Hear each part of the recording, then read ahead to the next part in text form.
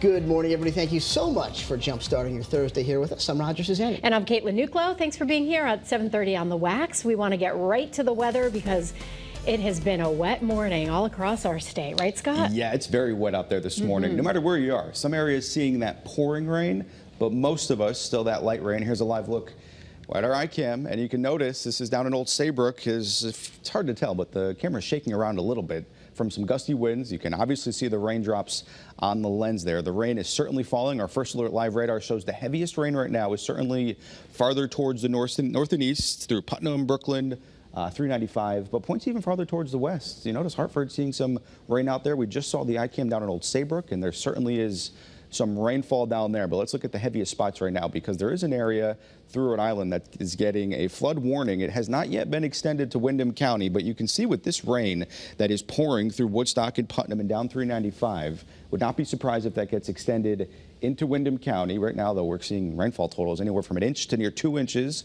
It's been continuing and will obviously continue throughout at least the next several hours. So we have that first alert issued for this morning. Any plans to head out? You certainly need the umbrella. If you have to walk your dog, maybe give them a little while because it's unpleasant out there. The temperatures are warmer, but we'll let you know when you can expect things to improve. That's all coming up in about 5 minutes. Good morning, Caitlin. Hey, good morning, Scott. Good morning, everybody. All right, so we've obviously been at work for several hours, but our rides in were not pleasant. So as you're getting ready to head out the door here this morning, want to just make sure that you're giving yourself plenty of time to get where you're going safely. Those roads are wet. We've got some puddling out there, potential for ponding, hydroplaning. It might not be raining very heavily where you are, but the damage is done from the overnight hours. We had a lot of rainfall from overnight. Drive times and speeds definitely starting to slow down through 84 eastbound heading from Waterbury to Hartford, slowing down significantly 95 southbound New Haven to the George Washington Bridge as well as the Parkway. Thankfully at this time no crashes or major incidents, but let's get you out and give you a live look at some of these roadways here across the state. In Hartford, things slowing down as traffic is merging from 91 southbound onto 84. Things definitely slowing down in Middletown along Route 9, along the around the light here, and it's definitely gusty as well. So hang on tight to that steering wheel as you're heading out the door and traveling out and about, heading to work or getting the kids ready to go to school this morning. I'm Caitlin Francis with your Connecticut Chevy First Alert Traffic Report, driven by your Connecticut Chevy dealers. All right, listen up. We have a big late-breaking update to tell you about on a story that we've been all over throughout the morning in Woodstock. We now know that 2 men were arrested after a home invasion turned into a tense standoff with police.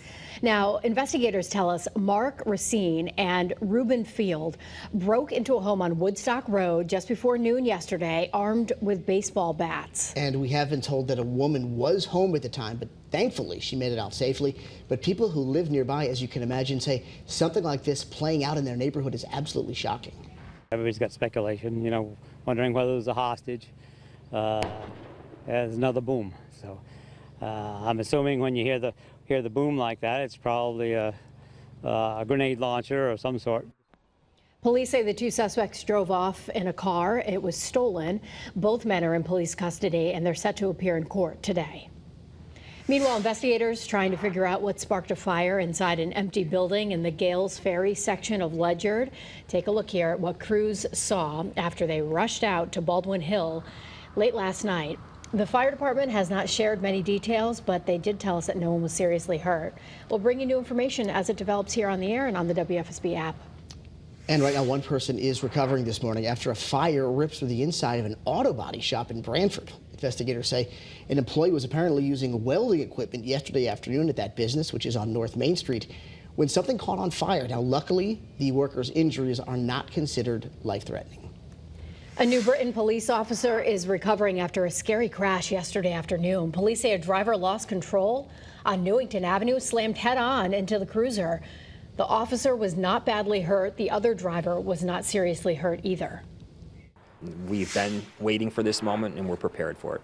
I think we should have more things for kids to do versus that type of a place.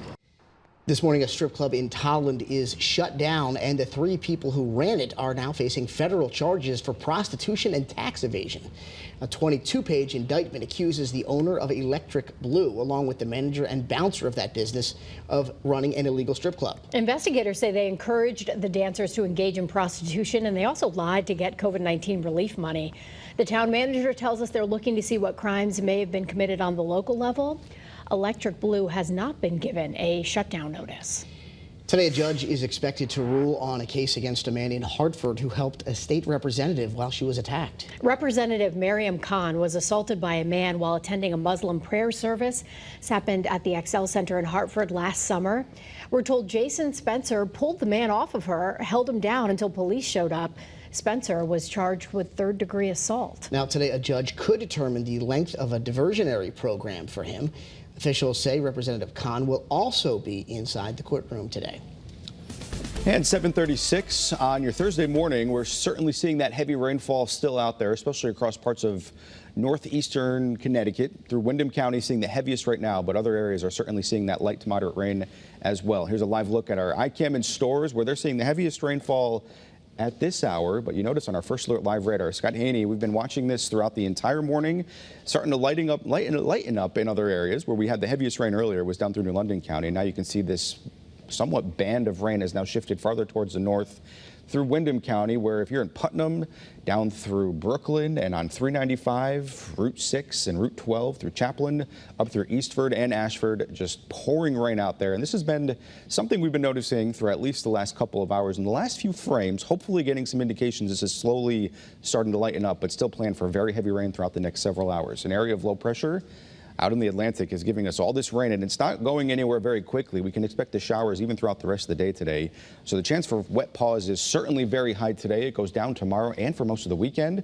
And our 7-day forecast looks very good. I'll let you know we can expect 80s again. That's all coming up in just a few minutes. Good morning, Caitlin. Hey, good morning, Scott. Good morning, everybody. If you're heading out the door trying to catch a flight here this morning, everything at Tweed New Haven is on time, but that is not the case over at Bradley International Airport in Windsor Locks this morning. 5 delays that have popped up so far on the flight board. We had an earlier flight cancellation that's cleared the board here this morning already, but again, those 5 delays taking place right now. So make sure that you're checking ahead with your air carrier before you leave the house to be on the safe side. And again, we have those wet roads out there to greet us here this morning. So if you're heading out to head to work, get the kids to school or the bus stop, grab the rain gear and give yourself just a couple of extra minutes to get where you're going safely. This is a live look along 395. This is right by exit 13. So from Montville heading towards Norwich along the Route 2 connector. So again, things are wet. Visibility could be down, and we've got some gusty conditions. Hang on tight to that steering wheel. I'm Caitlin Francis with your Connecticut Chevy First Alert Traffic Report, driven by your Connecticut Chevy dealers. All right, thanks, Steve. Good news, help is on the way for folks who live in Hartford's North End. They've been dealing with flooding and sewage problems for years, but now a new community outreach center has opened up to helpfully deal with those problems. The new office on Barber Street will provide resources to the neighborhood as the city works on sewer improvement projects as well as other upgrades, and employees there also want public feedback to hopefully help streamline those improvements. A booze ban has taken effect in parts of our state. The Department of Energy and Environmental Protection says no alcohol will be allowed at some state recreation areas from now through August 12th. The ban just took effect yesterday at 7 state parks. You can see them mapped out here on your screen. DEEP officials say the ban is only meant to keep people safe while enjoying the outdoors.